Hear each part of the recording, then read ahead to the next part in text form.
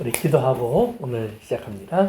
고마우신 아버지 하나님, 오늘도 저희들에게 허락하신 귀한 시간을 감사합니다. 저희들이 이제 오늘부터 주일 오전에 하나님 말씀을 함께 공부하는 시간을 갖습니다. 아버지 하나님, 이 자리에서 우리가 주님의 음성을 듣고 주님의 말씀을 깨닫고 우리의 삶 속에서 이것이 우리의 생활이 되고 우리의 믿음의 고백이 되고 또 우리를 발현화시키는 주님의 능력이 되기를 원합니다. 아버지 하나님, 무엇보다 우리를 주님의 믿음 안에, 진리 안에 든든히 세워주시옵소서.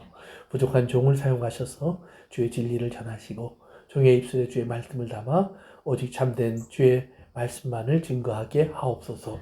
성령님의 역사와 인도하심을 구하며 예수님의 이름으로 기도합니다. 아멘.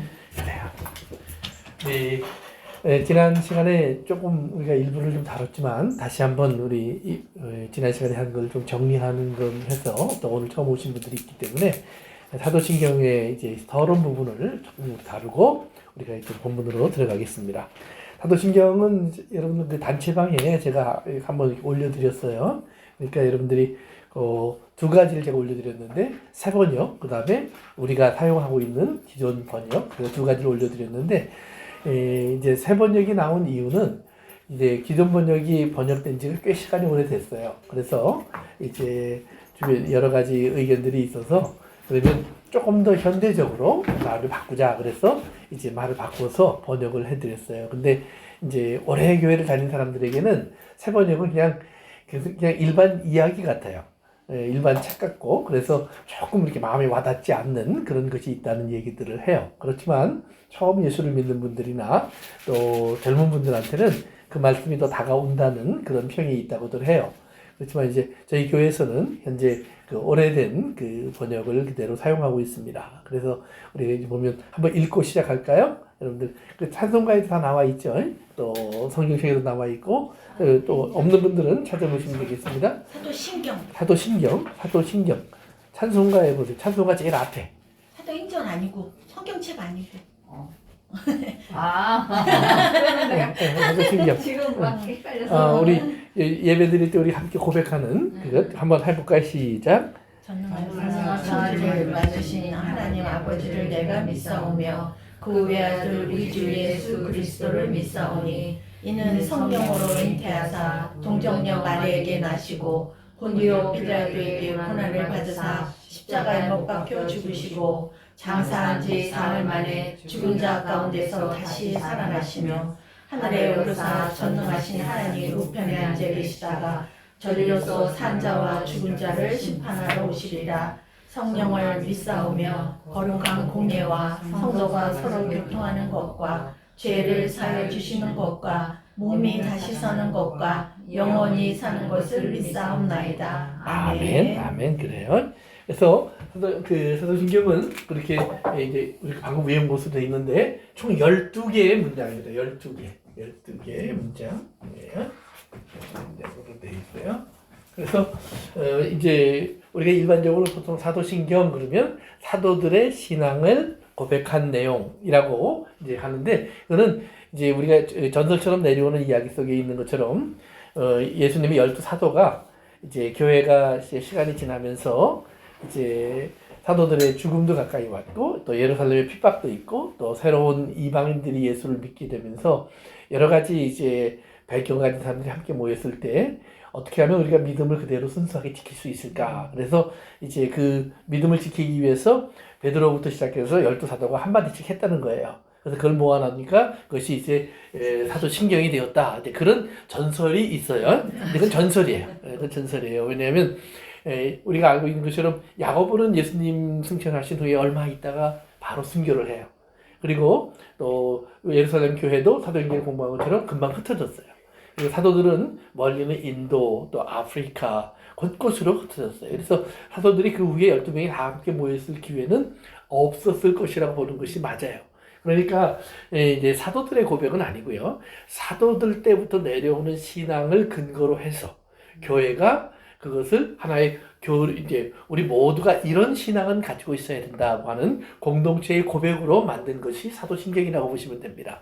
근데 이제 신경 그래갖고 우리나라 번역을 하면서 신경 그러면 신앙의 경, 성경 이렇게 돼서 이런 신앙 고백문을 우리가 경자를 붙이는 건 합당하지 않다. 이제 이런 얘기도 사실은 있었어요. 근데 이제 영어나 또는 라틴어에 보면은 아파스토스 크리드, 그러니까 사도들의 고백 이렇게 돼 있어요. 근데 이제 한국말은 신경 이렇게 돼서 조금 이제 무거운 느낌을 줬는데 뭐 거기에 크게 이렇게 여러분들이 연연하실 필요는 없고요. 그 내용을 보면 그 내용이 이제 우리가 가지고 있어야 되는 가장 기본적인 신앙의 골자가 거기에 다 담겨 있다. 그렇게 우리가 볼 수 있어요. 그래서 이 사도신경이 시작한 그 배경에는 보면은 이제 2세기경, 그러니까 예수님 돌아가시고 사도들 다 죽고 그다음에 이제 이방인들 중심의 교회가 세워졌을 때 이제 새로 예수를 믿게 되는 사람들에게 세례를 줬는데 세례를 줄 때 이제 신앙을 확인하는 과정을 꼭 거쳤어요. 그래서 세례를 줄 때 어떻게 신앙을 확인했냐면 첫 번째, 당신은 전능하사 천지를 만드신 하나님을 믿습니까? 그다음에 두 번째, 이제 사도신경에 나온 내용과 거의 똑같아요. 또 외아들 예수 그리스도 성령으로 잉태하시고 번도의 빌라의 고난을 받으시고 그다음에 장사한 지 사흘 만에 다시 부활하셔서 하나님 우편에 앉아 계신 예수님을 믿으십니까? 그다음에 세 번째, 성령을 믿으십니까? 이렇게 이제 이런 질문을 던졌어요. 그러면 거기에 대해서 이제 예라고 대답하는 사람들에게 세례를 베풀었어요. 그래서 그런 그 세례 문답과 같은 내용이 2세기 때부터 기록이 되어 있어요. 그러니까 그것이 쭉 이렇게 이어오면서 좀 더 보강되고 완전해지면서 이제 그것이 완성된 형태를 갖게 된 것은 4세기, 5세기경이라고 우리가 보통 이제 이렇게 생각을 하는데 정확한 언제부터 사용된 것은 없어요. 그렇지만 많은 신조들이 있지만 사도신경이 가장 광범위하게 그리고 역사적으로 가장 오랫동안 많은 교회로부터 고백되어진 신앙 고백이에요. 그래서 이제 캐톨릭을 다녀도 또 성공회를 다녀도 또 우리가 말하는 개신교회를 다녀도 다 한결같은 고백을 해요. 그 다음에 이거 쓰고 있어요? 네, 다 같은 고백을 해요. 근데 문장의 내용이 이렇게 표현이 조금이 달라요. 예를 들면 우리는 뭐 전능한 천지를 만드신 하나님을 믿습니다. 그러면 하느님을 믿습니다. 뭐 천부님을 믿습니다. 이런 표현의 차이는 좀 있을지 몰라도 기본적으로 사도신경을 다 같이 사용하고 있어요. 그리고 영어로 가면 그거는 그 차이도 없어져요. 그 다음에 라틴어로 가면 더 뭐 다 똑같고요. 그 다음에 이제 다신 정교회에서만 동방정교 이제 오하이오 지역에는 꽤 많이 있더라고요. 근데 정교회에서는 사도신경 대신에 니케아 신조라는 걸 써요. 니케아 신조라고 하는 것은 321년에 만들어진 그 신앙 고백인데 사도신경과 한 5, 6% 똑같아요. 그러니까 조금 다르지만 사도신경 대신 니케아 신조를 쓰면서 그들은 자기들의 어떤 정통성을 좀 더 주장하려고 하고 그 다음에 이제 지난번에 말씀드린 것처럼 이제 캐톨릭이라는 이름이 나와요. 이제 보면 거룩한 교회와 이렇게 하는 고백이 있잖아요. 그 교회라는 말이 캐톨릭 처치라는 말이에요. 근데 그 캐톨릭이라는 말은 사실은 원래 우주적인 그런 뜻이에요. 그러니까 우리가 어떤 교단적인 의미를 가진 것보다는 우주적인 교회, 모든 교회를 통틀어는 하나님의 공교회를 의미하는데 잠깐만요. 냄새가 나서 바꿔놨더니 이렇게 되네요. 예, 우주적인 교회를 이제 이렇게 의미하는데 그 우주적인 교회를 의미하지만 그 동시에 캐톨릭 처치라고 해서 서방 교회가 그 이름을 가지고 있었어요. 그러니까 동방교회 쪽에서 볼 때는 컨스탄티노플을 중심으로 해서 그래도 황제도 지금은 여기에 살고 우리도 로마보다 못지않은 지역인데 왜 우리가 로마교회를 따라가야 돼? 그래서 따로 이렇게 신앙 고백을 하기 시작했어요. 그래서 그런 정치적인 개념이 붙어서 이제 그런 의미가 나온 거지 그 자체적으로는 큰 의미가 없다는 걸 여러분이 생각하시면 될 겁니다. 그래서 그런데 이제 어쨌든 간에 거기에 12개의 신앙 고백이 나와요. 근데 12개의 신앙 고백이 나오는데 제일 한 문장으로 나오는 것이 뭐냐면 하나님 아버지에 대한 고백이에요. 하나님 아버지에 대한 고백. 그래서 전능하사 천지를 만드신 하나님 아버지를 내가 믿습니다. 그리고 예수님에 대한 고백이 예수님에 대한 성자, 예수님에 대한 고백이 두 번째 줄부터 8번째 문까지 7문장이 나와요. 7문장이. 그러니까 하나님 아버지는 한 문장, 예수님에 대해서는 7문장, 그 다음에 또 9번째에 성령님에 대해서 한 문장으로 나와요. 그냥 성령을 믿습니다. 이렇게 나와요. 그 다음에 12번째는 교회에 관한 고백이에요. 교회. 그래서 거룩한 교회와 그러면서 성도들이 뭐 다시 사는 것, 죄를 용서받는 것, 부활하는 것 이런 것들을 고백하는 내용이 나와요. 그런데 사실 여기 원어에 보면 라틴 말로 되어 있으니까 원어에 보면 크레도라는 말로 이제 이 믿습니다라는 말이 표현되어 있어요. 그런데 크레도라는 말이 단 2번밖에 안 나와요. 그러니까 우리나라 성경에 보면 성부 하나님, 그러니까 전능한 천지를 만든 하나님 아버지를 내가 믿사오며 예수 그리스도를 믿습니다. 그 다음에 성령을 믿습니다. 그 다음에 거룩한 교회와 성도가 교통하는 것, 죄를 사하여 주는 것과 몸이 사는 것, 영원히 사는 것을 믿습니다 하는 말이 여러 번 나오죠. 네. 그러나 사실은 2번밖에 안 나와요. 2번밖에. 그러면서 어떻게 나오냐면 하나님 아버지와 그의 아들 성자 예수님을 믿습니다. 이렇게 나오고요. 그 다음에 성령을 믿으며 교회를 믿습니다. 이렇게 나와요. 그런데 그거를 이제 우리 번역하면서 우리나라 성경은 삼위일체에 대한 개념을 그 안에 집어넣기 위해서 고의적으로 그랬던 것 같아요. 그래서 하나님을 믿습니다. 예수님을 믿습니다. 성령님을 믿습니다. 그리고 교회에 여러 가지 신앙 고백을 넣어서 교회를 믿습니다. 이런 식으로 표현을 해놨어요.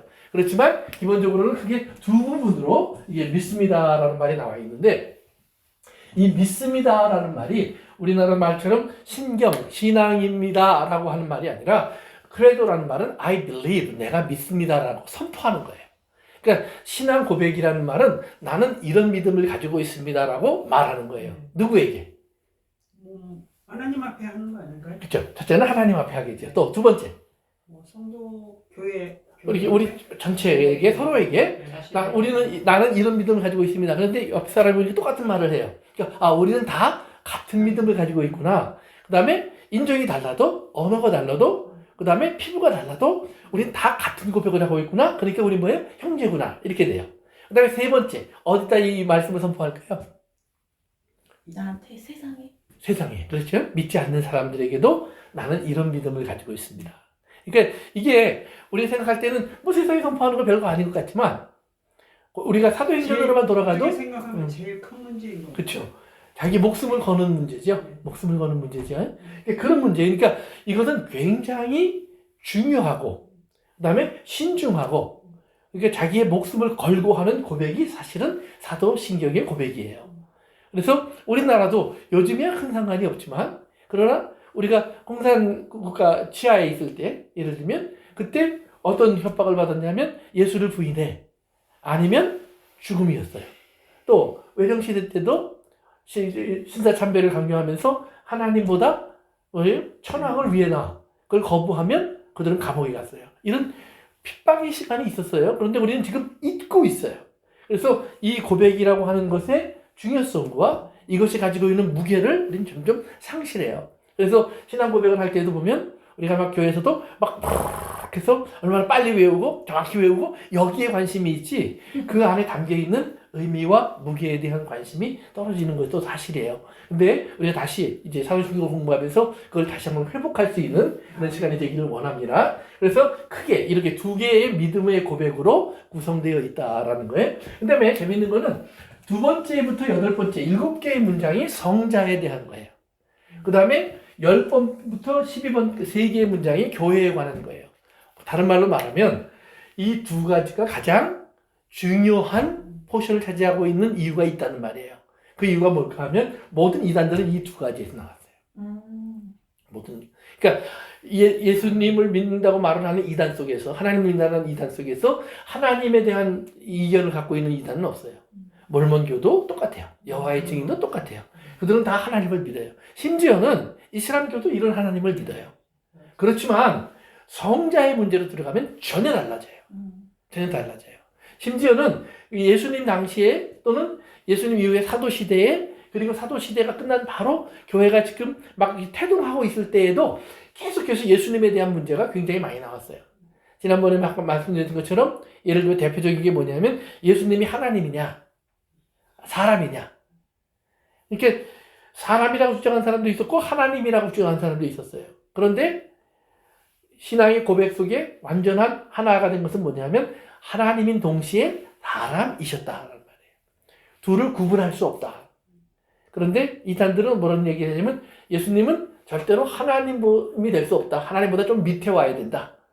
그래서 이 하나님이 만드신 피조물의 가장 첫 번째 피조물이 예수님이었다. 뭐 이런 표현을 하기도 하고요. 또 예수님에게 어떤 사람이 태어났는데 하나님의 성령이 임하면서 그 사람이 잠깐 예수님이 됐다. 근데 죽는 순간 성령님이 쪽 떠나면서 다시 이 사람은 사람이 됐다. 그래서 영과 육의 분리를 얘기해요. 그러니까 이런 식의 표현들이 이단을 많이 만들어냈어요. 그런데 분명히 교회는 다시 한번 선포하는 겁니다. 우리가 다 이해할 수 없는 신비가 예수님 안에 있다. 그러나 그 신비 때문에 우리가 그걸 이해하려고 분리하면 안 된다. 그것은 분명히 하나님이 동시에 온전한 인간이셨던 분이 예수님이다 라고 하는 사실을 다시 천명하는 겁니다. 그래서 이게 아주 자세하게 나와 있는 거예요. 그 다음에 성령을 믿사오며, 물론 이 성령에 대해서도 이제 몰몬 같은 데서는 성령을 하나님으로 보지 않고 능력으로 봐요. 힘. 그러니까 우리도 성령이 임하면 우리가 권능을 받고 그래서 능력으로 이렇게 이해하는 게 많아요. 그래서 성령 받아라, 성령 받았다 그러면 뭐예요? 뭔가 능력과 관계가 있어요. 그래서 뭔가 신기한 경험, 또는 표현, 또는 행동, 또는 이런 역사, 이런 것들과 관계가 있는데 성령 자체도 하나님이셔요. 그렇다면 성령이 임했다고 해서 꼭 어떤 우리가 특별한 신비한 경험이 있는 것은 아닐 수도 있다는 말이에요. 성령 안에서 어떤 변화가 있는데 그 변화의 핵심은 교회예요. 그러니까 성령은 교회와 뗄래야 뗄 수 없는 관계가 있는 거예요. 그래서 교회 속에서 성령님은 어떤 일을 하시느냐? 거룩한 교회가 되게 하시고, 그리고 교회 안에서 우리가 한결같은 믿음의 고백, 죄를 용서받는 고백, 부활의 고백, 또 영생의 고백을 할 수 있도록 해주시는 것이 성령님의 역사예요. 그래서 이제 이런 배경을 가지고 우리가 이제 사도신경을 이제 오늘부터 공부하도록 하겠습니다.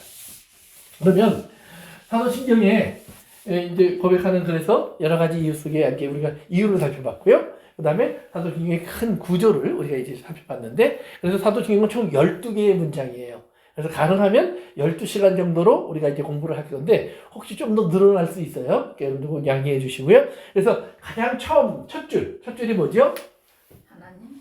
네, 우리 하나님에 대한 고백인데, 하나님의 고백을 어떻게 했죠? 전능. 천지를 전능, 한 다음에 천지, 네, 창조, 이렇게 얘기합니다. 네. 창조, 전능한 천지를 만드신 하나님, 뭐예요? 아버지를 믿습니다.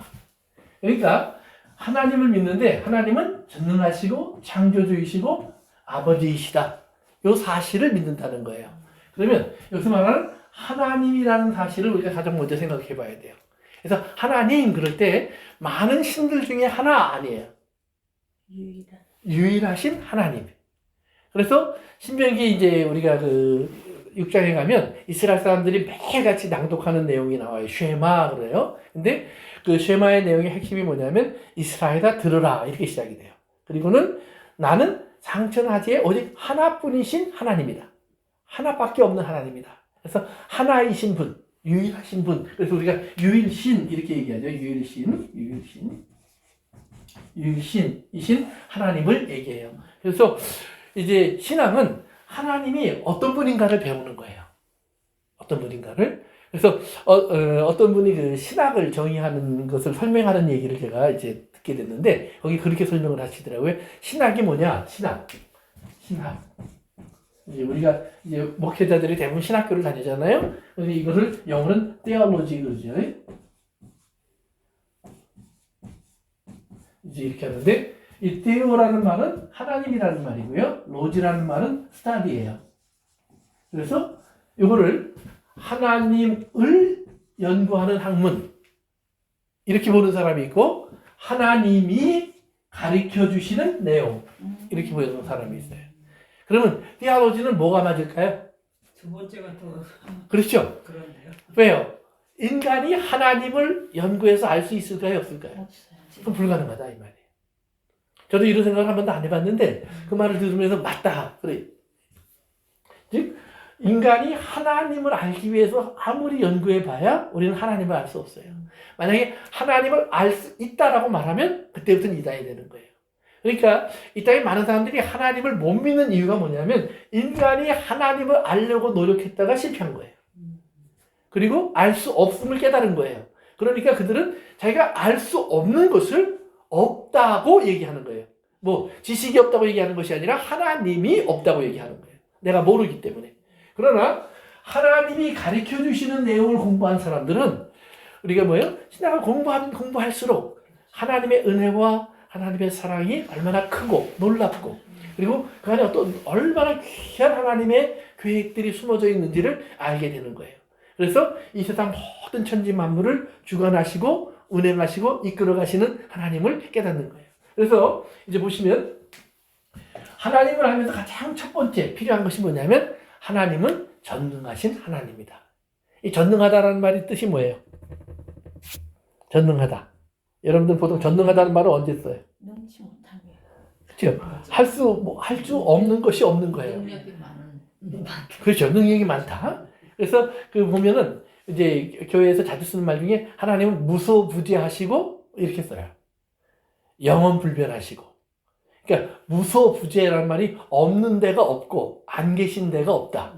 그 다음에 항상 계시고 변하지 아니하시는 분이 전능하신 하나님이다. 이런 표현을 써요. 그런데 성경에서 하나님은 한 번도 너희가 그렇게 나를 알아라 그런 적이 없어요. 너 이해되니? 그렇게 물어보신 적도 없어요. 나는 그렇게 있어. 그러니까 하나님이 하나님을 말할 때는 우리에게 이해를 구하신 것이 아니라 항상 나는 누구야? 라고 선포하세요. 그러니까 신앙은 우리가 설명도 필요한 부분이 분명히 있어요. 그러나 어떤 부분에 있어서는 그건 그냥 절대적인 거예요. 그건 더 이상 어떤 설명과 이해와 상관없이 그런 분이세요. 그런 거예요. 그걸 그대로 받아들여야 될 부분들이 분명히 있는 거예요. 그러니까 그것을 이해하려고 노력했던 사람들은 대부분 실패해요. 니고데모가 예수님을 찾아왔을 때도 우리가 요한복음 3장 공부하면서도 보면 니고데모는 예수님에게 선생으로 접근해서 무언가를 배우기를 원한 거예요. 그런데 예수님은 그냥 니고데모에게 설명보다는 선포를 하세요. 거듭나야 돼. 그러니까 니고데모가 그것조차도 이해하고 싶어서 그러면 어떻게를 물어봐요. 그랬더니 그건 네가 상관할 바가 아니야. 하나님이 하시는 일이야. 그래서 우리는 그거를 수혜자로 받는 거지. 그래서 내가 이해해서 그럼 내가 거듭나고 싶으면 그렇게 하면 되겠구나. 포뮬라를 배우는 게 아니다 이 말이에요. 그래서 우리가 이제 하나님이 우리에게 보여주시는 하나님의 계획과 뜻을 우리가 받아들여야 되는데 우리 창세기 17장으로 한번 가보세요. 창세기 17장 꼭 우리가 기억해야 될 구절이 하나가 있어요. 창세기 17장 1절입니다. 1절. 하나님이 아브라함을 부르셔서 아브라함에게 주시는 약속이 거기에 이제 하나가 나와요. 물론 12장부터 하나님의 약속이 아브라함에게 반복적으로 주어지고 있지만 창세기 17장에 하나님께서 하나님의 또 다른 정체를 하나 아브라함에게 보여주세요. 다 같이 읽어봅니다. 시작. 아브라함이 99세 때 여호와께서 아브라함에게 나타나서 그에게 이르시되 나는 전능한 하나님이라 너는 내 앞에서 행하여 완전하라. 아멘. 하나님 뭐라고 그러세요? 아브라함에게 전능한 나는 전능하다. 그 말을 처음 써요. 그 전능하다라는 말이 뭐냐면 전능하다. 그것이 엘샤다이라는 말이에요. 엘샤다이.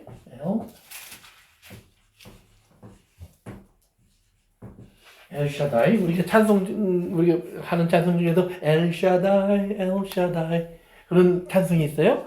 하나님은 능치 못함이 없다. 그래서 샤다이라는 말이 능치 못함이 없다는 그런 능력을 표현하는 단어예요.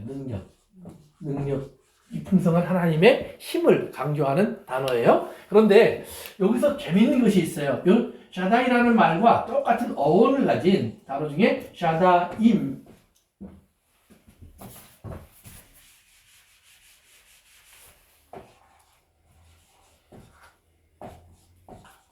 샤다임이라는 단어가 있어요. 이것은 가슴이라는 말이에요. 가슴.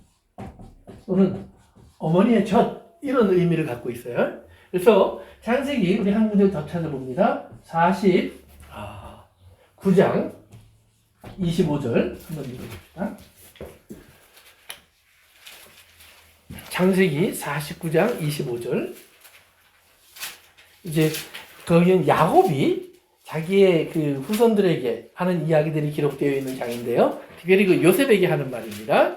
요셉과 그의 후손들에게 전하는 말씀인데요. 창세기 49장 25절입니다. 같이 읽어 시작. 내 아버지 하나님께로 말미암아 그가 너를 도우실 것이요 전선자로 말미암나니 그가 내게 복을 주실 것이라. 위로 하늘의 복과 아래로 깊은 샘의 복과 젖먹이는 복과 태의 복이로다. 아멘. 거기도 전능자라는 말이 나오죠. 전능자라는 말이 나오는데 그게 샤다이라는 말입니다. 엘샤다이. 근데 그 밑에 보면 젖먹이는 복과 그러죠. 젖먹이는 젖이라는 말이 샤다임이라는 말이에요. 같은 단어예요. 그러니까 어원이 똑같아요. 그러니까 똑같은 단어에서부터 하나는 전능하신으로 나왔고 하나는 어머니의 젖이라는 의미를 갖고 나와요.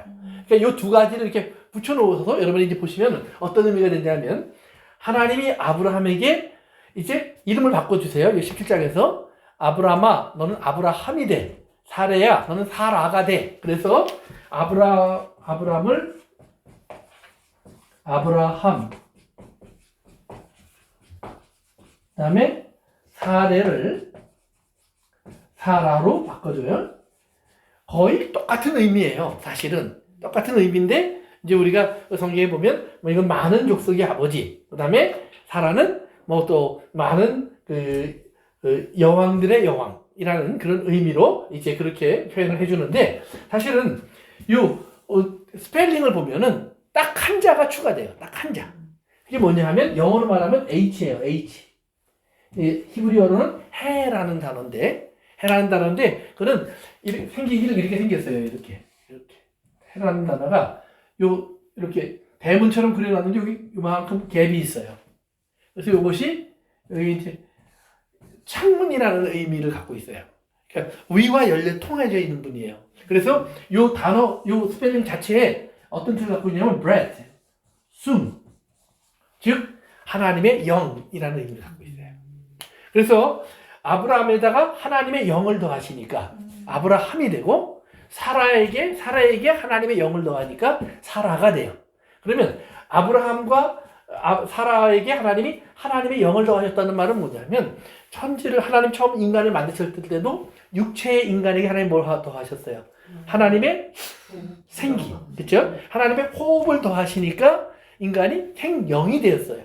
생명이 된 인간은 하나님의 복을 carry on 할 수 있는 하나님의 복의 전달자, 또 복의 또 수혜자가 돼요. 그처럼 아브라함과 사라에게 하나님께서는 하나님의 영을 상징하는 이 단어를 추가시키면서 그들의 이름을 이제 하나님의 언약을 가지고 있는 사람으로 바꿔놓으신 거예요. 그런데 하나님의 언약을 가진 사람으로 바꿔놓았는데 어떤 언약이냐면 전능자가 이루실 언약이다 이 말이에요. 그러면 이때 아브라함과 사라의 이름을 바꿀 때가 뭐냐면 99세 때예요. 그러니까 그때는 뭐냐면 아브라함이 자기에게 또 다른 아들이 생긴다는 사실을 포기했을 때예요. 사라도 자기가 아이를 잉태했을 수 있다는 사실을 포기했을 때예요. 그러니까 그들은 더 이상 할 수 없음을 확인한 시간이에요. 우리는 도저히 더 이상 불가능해. 그래서 죽은 것과 같은 그런 표현이 로마서에 나와요. 아브라함과 사라를 향해서. 근데 죽은 것 같은 사람에게 하나님께서 아니야. 전능자가 할 거야. 전능자가 할 거야. 그러니까 예수님이 태어날 때도 마찬가지예요. 마리아가 나는 남자를 알지 못합니다. 라는 말이에요. 그러니까 나는 처녀인데 내가 어떻게 아이를 갖겠습니다. 그랬더니 성경이 뭐라고 돼 있어요? 하나님의 말씀은 뭐가 없어요? 능치 못함이, 샤다임이 없어요. 그러니까 파워, 능력이 부족한 것이 없어요. 항상 충분해요. 그걸 하나님이 이루실 수 있어요. 그러면서 하나님의 영이 내게 임하시리니. 그랬죠. 그래서 하나님 말씀대로 넌 될 거야. 그랬더니 마리아가 뭐라 그러냐면 주의 계집 종이오니 주님의 말씀대로 되어지기를 원합니다. 그걸 받아들이는 거예요. 그러니까 우리가 하나님이 어떤 말씀을 하셨을 때 하나님의 언약을 우리 생각해 보면 예를 들면 죽은 사람이 어떻게 살아요? 인간이 어떻게 영원히 살아요? 이건 불가능한 얘기예요. 그런데 하나님이 그 말씀을 우리에게 예수님을 통해서 하시는 거예요. 그러면 그 말씀을 하시는 하나님이 어떤 하나님이에요? 능력이. 그렇죠. 전능하신 하나님이에요. 모든 것을 하실 수 있는 하나님. 그러니까 하나님이 이런 하나님이기 때문에 그 말씀이 가능한 거예요. 그러니까 하실 수 있을 뿐만 아니라 그 말씀을 이루실 수 있는 분도 하나님이에요. 그러니까 하나님이 하신 언약을 하나님이 이루시기 위해서 필요한 것은 하나님이지 사람이 아니에요. 하나님만 계시면 하나님은 모든 것을 하실 수 있어요. 필요하면 만드시면 돼요. 무에서 유를 만드시는 거니까. 그러나 하나님께서 그래서 아브라함에게 말씀하셨을 때 아브라함이 나는 지금 나이가 이렇게 됐는데요. 과거에 그런 하나님에 대한 반응이 있었어요. 그때 하나님이 뭐라 하냐면 내가 못하겠느냐? 나는 전능한 하나님이야. 이렇게 얘기하는 거예요. 나중에 보면 이삭이나 야곱에게 하나님의 언약을 말할 때도 창세기 28장 또 이런 데 가서 보시면은요. 이삭에게도 나는 전능하신 하나님이라. 나는 전능한 하나님이라. 그러니까 언약을 말할 때는 자주 전능한이라는 표현을 같이 쓰세요. 그래서 불가능이 없는 하나님. 그러면 오늘 여러분들에게도 하나님 주신 언약이 있어요. 모든 교회에게 또는 모든 성도들에게 주신 언약의 핵심이 뭐예요? 예수님을 믿고 구원한 것처럼 저희들도 하나님이 주시는 영생 가운데 들어간다. 만나는. 예, 맞아요. 구원, 영생 그 말이에요. 그러면 그것이 가능할까? 근데 보니까 우리 아버지도 죽었고 우리 어머니도 죽었고 또 우리 할아버지도 돌아가셨고 그 외에 다 보니까 다 계속 죽었어요. 그러고 보니까 심지어는 베드로의 무덤도 있고 야고보의 무덤도 있고 스테반의 무덤도 있고 아직 그대로 다 있어요. 그러면 2000년 동안 여전히 부활 없이 내려왔는데 우리는 부활을 그래도 믿느냐 그러는 거예요. 그런데 교회 다니는 사람들은 진짜 예수 믿는 사람들은 믿습니다 그러는 거예요. 2000년 동안 안 됐는데 그거는 사실은 영혼에 못 들어가 보셔서 그렇지 영혼에 들어가면 잠깐이에요. 영혼의 시간 속에는 그건 잠깐이에요. 그건 하루와 같은 거예요. 그래서 우리는 여전히 하나님을 믿습니다 라고 얘기하는 거예요. 그래서 하나님께서 엘샤다이 이걸 꼭 기억하세요. 전능하신 하나님인데 그 하나님은 그렇기 때문에 약속을 이루시는 하나님이에요. 그러면 그 약속을 어떻게 이루시느냐? 샤다이라는 말은 샤다임이라는 말과 같은 뜻을 가지고 있다고 그랬어요. 그러면 샤다임이라는 말 안에 뭐냐면 엄마의 가슴, 엄마의 태, 엄마의 품. 엄마의 품은 우리에게 뭘 공급해줘요? 안식과 양식과 보호와 쉼과 그 다음에 생명에 필요한 자양분을 계속 공급해주고 있는 것이 엄마의 품이에요. 아기에게는 그래서 엄마의 품이 천국이에요. 아기는 엄마의 품이 없는 세상은 지옥이에요. 아기에게는 아무리 큰 집이 있어도 아기는 아무 소용이 없어요. 아무리 정말로 산에 진미가 있어도 아기에게는 아무 상관이 없어요. 아기에게 필요한 것은 엄마의 품과 엄마의 젖이에요. 그러니까 아기는 태어나기 위해서도 엄마가 필요하고 그리고 성장하기 위해서도 생존하기 위해서도 엄마가 필요한 거예요. 그러니까 아기에게 하나님의 전능하신 일이 이루어지기 위해서 하나님 뭐예요? 엄마의 품과 같은 것을 통해서 이루신다는 말이에요. 그래서 엄마의 품이요. 그 다음에 아까 여기 보면 49장에 보니까 위의 복과 아래의 복과 엄마의 가슴에 즉 젖먹이는 복과 태의 복이라고 그랬어요. 그러니까 복이 4가지로 나와 있는데 2가지는 위와 아래의 복이에요. 위와 아래의 복은요. 여러분이 나중에 찾아보세요. 시편 84편 6절에 보면 눈물의 골짜기를 지나갈지라도 거기에 하나님께서 내게 이른 비와 그다음에 뭘 주시냐면 샘물 많은 물이 나게 하셔서 나를 그 고난의 골짜기를 능히 지나가게 하시면서 그걸 지나가면 어디에 가느냐? 하나님의 집에 들어가게 하신다. 그런 표현이 나와요. 그러니까 위의 복과 아래의 복은 위에서 내려오는 비와 아래에서 올라오는 샘물을 말해요. 즉 물은 즉 성령을 말하고 말씀을 말해요. 그러니까 하나님이 주시는 말씀의 복과 그 다음에 이게 뭐예요? 어머니의 젖과 태는 뭐예요? 생명을 잉태하고 낳는 거예요. 근데 태라는 말 속에는 하나님의 긍휼히 여기심이라는 뜻이 포함되어 있어요. 여러분들이 우리 구약 공부할 때 제가 여러 번 얘기했죠. 라함 이렇게 해서 그 어머니 태라는 말은 곧 긍휼이라는 말이다. 불쌍히 여긴다는 말이다. 그러니까 어머니가 자기 자식을 태에 갖고 있을 때 이 태 속에 품은 아이를 보면서 항상 뭐예요?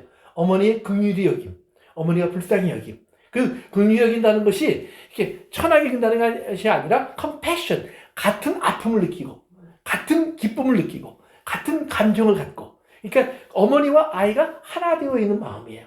그러니까 하나님은 아이를 이렇게 낳게 하실 때, 이 땅에 태어나게 할 때, 단순히 태어나는 것으로 끝나는 것이 아니라 그가 처할 곳을 이미 아세요. 그러면 세상이라는 곳은 어떤 곳이냐? 그것은 죄와 이런 어두움이 덮고 있는 곳이니까 거기에 태어나는 한 사람의 운명은 얼마나 불쌍해요.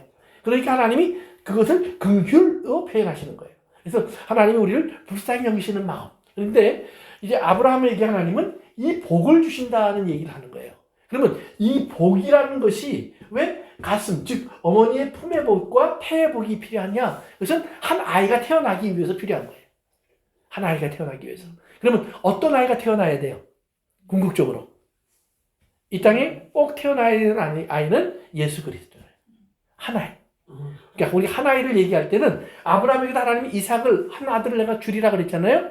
그런데 갈라디아서에 와서 보면 그 한 아들이 예수님이라고 바울이 가르쳐줘요. 그러니까 태어나기는 이삭이 태어났어요. 그러나 이삭을 통해서 쭉 한 1500년 정도 내려오다 보면 결국은 예수님의 탄생이 있고 예수님의 탄생이 있음으로 말미암아 하나님이 아브라함, 사라가 되게 하신 약속이 드디어 완성된다는 거예요.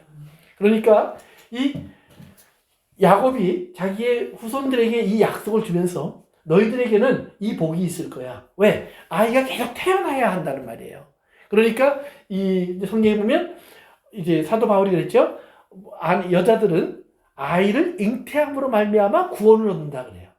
근데 거기서 잉태한다는 말은 이 의미를 갖는 거예요.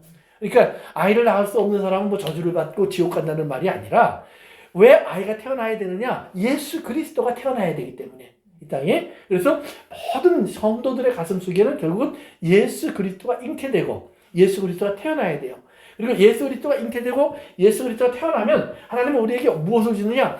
그 예수 그리스도로 말미암은 생명이 성장할 수 있는 양식을 주시고 그리고 그 예수 그리스도로 말미암은 생명이 우리 안에서 아름다운 열매를 맺을 수 있도록 보호하시는 그런 하나님의 역사가 계속 진행된다는 거예요. 그래서 위의 복과 아래의 복으로 하나님 계속해서 우리의 인생을 돌봐주실 것을 오늘 약속하고 있는 거예요. 그래서 우리가 전능하신 하나님을 얘기할 때 하나님은 못하는 게 없어. 그러니까 내가 원하는 건 다 해줄 수 있어. 이런 의미가 아니다 이 말이에요. 하나님은 모든 걸 다 해줄 수 있지만 모든 건 다 하시지 않는다는 말이에요. 그런데 하나님이 꼭 하는 것이 있어요. 그것이 뭐예요? 언약. 하나님의 약속과 관련된 부분에 대해서는 하나님은 반드시 이루신다는 거예요. 그래서 예수님도 내가 너희에게 하나 약속을 한다. 그게 뭐냐면 내가 가면 하나님이 성령을 주실 거야. 그 다음에 내가 가서 처소를 예비하면 내가 반드시 다시 올 거야. 그래서 너희도 나 있는 곳으로 옮겨줄 거야. 이런 하나님의 약속을 예수님이 약속하세요. 근데 그것을 어떻게 이루시느냐? 전능자이기 때문에 이루신다는 말이에요. 두 번째, 창조주라는 말을 우리가 기억해야 돼요. 창조주. 창조라는 말은 뭐예요? 모든 것의 시작이 있었다는 말이에요. 이제 이게 참 중요한 거예요. 이 세상을 과학은 이제 진화라는 눈으로 봐요. 진화. 그것이 발전되어졌다, 변화되어졌다라는 얘기를 해요. 물론 창조를 얘기한다고 해서 우리가 발전과 그 다음에 성장을 부인하는 건 아니에요. 그러나 우리가 알아야 되는 것은 모든 것이 하나로부터 시작해서 그것이 한 세포가 두 개의 세포가 되고 세 개의 세포가 되고 그러다 보니까 그런 변이가 일어나서 또 다른 형태가 만들어지고 또 다른 형태가 만들어졌다. 이런 것은 우리가 받아들이지 않는 거예요. 왜냐하면 하나님 모든 것을 각기 그 종류대로 지으셨다. 우리는 이 말을 받아들여요. 그래서 그러면 여기서 이제 우리가 한번 생각해 봐야 될 질문이 있는 거예요. 과연 창조와 진화 속에 어느 것이 더 합리적이겠느냐라는 말이에요. 이제 여기서 항상 과학과 이제 신앙의 어떤 충돌을 얘기하는데 과학은 사실은 합리적인 걸 쫓아가는 거예요. 그러면 이런 생각을 해보세요. 자, 제가 여기 앉아서 돌을요 계속 던져요. 한 100년을 던져요. 그것도 모자라면 한 10,000년을 던져요. 일단 100만 년 동안 던졌어요.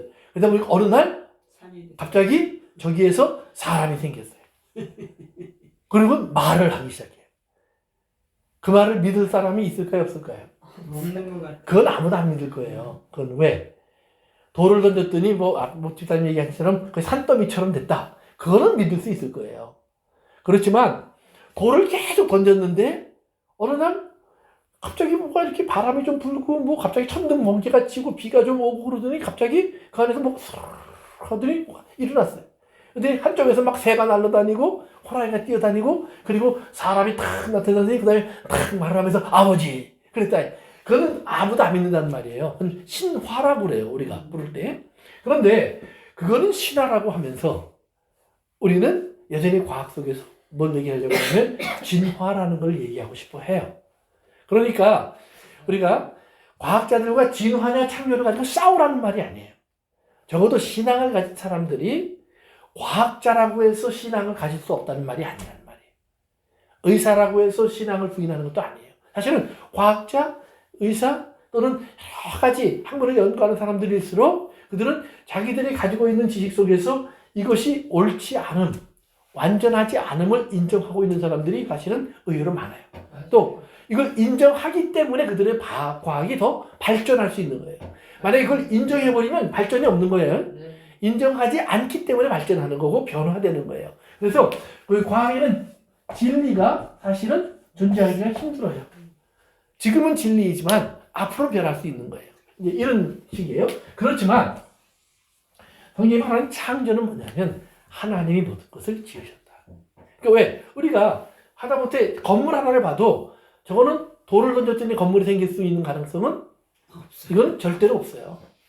그냥 이렇게 돌을 막 던지다 보면 땅을 파고 들어가면 화산 터진 데 가서 보면 굴이 있는 경우도 있고 굴 속에서 막 종류송이 막 있고 그래서 놀랄만한 아름다운 환경이 있어요. 심지어는 금덩어리도 나오고 보석도 나오는 곳들도 분명히 있어요. 그러나 그것을 우리가 보면서 그대로 우리가 눈에 볼 때는 아름답게 쓰고 살 수 있고 거할 수 있는 환경은 절대로 아니에요. 그냥 보고 나오는 것뿐이지 그것을 즐길 수 있는 것은 더 이상 없다는 말이에요. 생명은 거기에 없어요. 생명은 반드시 밖으로 나와야 돼요. 그래서 하나님이 주신 창조의 환경 속에서 생명이 존재하도록 한 거예요. 그러니까 하나님의 모든 창조는 우리가 생명으로 존재할 수 있도록 만들어 주신 것이 창조의 하나님의 목적이지 하나님께서 창조를 통해서 우리에게 이제 하나님을 모르고 이 땅에서 우리끼리 잘 먹고 잘 살라고 주신 것이 아니에요. 그래서 창조에 들어갈수록 우리는 더 하나님을 인정할 수밖에 없어요. 누군가 나를 지으셨고 누군가 거기에 계시고 그리고 누군가 이 모든 것을 운행하신다. 그래서 창조주의 하나님 속에서 우리는 그 다음에 뭘 찾냐면 하나님 모든 것을 운행하시고 계획하시고 이루신다. 이걸 우리 생각하는 거예요. 그러니까 우연히 지으신 게 아니다 이 말이에요. 플랜. 하나님 플랜을 가지고 계셨고 그 플랜을 이끌어 가시고 그 다음에 그것을 완성한다. 그래서 이것을 프로비던스와 이코노미로 결정을 해요. 우리가 보통 이코노미 그러면 경제 이렇게 얘기하는데 경제라는 것은 뭐냐면 이 땅에 재물이 움직이는 방법이에요. 운행하는 길을 말해요. 그러니까 운행한다는 말은 하나님께서 이 땅에 모든 것을 만드시고 움직이게 하는 길이 있어요. 그리고 그것은 두 가지로 하나는 우리가 말하는 자연현상 속에서 움직여요. 두 번째는 역사 속에서 움직여요. 역사가 우리도 모르는 사이에 어떤 방향으로 움직여가고 있어요. 이렇게 역사는 빙글빙글 도는 사이클이 아니에요. 역사는 반드시 어디론가 가요. 가는 과정 속에 이런 파장이 있어요. 그렇지만 목적지를 향해서 움직이고 있다는 사실을 우리가 인정해야 돼요. 그러니까 과거에 있던 것이 더 이상 없는 것이죠. 그리고 새로운 것이 계속 우리 앞에 등장하기 시작해요. 몰랐던 것을 알기 시작해요. 그러니까 인간이 몰랐던 것을 알기 시작하면서 인간이 하는 말이 있어요. 뭐냐면 이대로 가면 지구는 끝난다. 이대로 가면 인간의 존재는 끝날 수밖에 없다.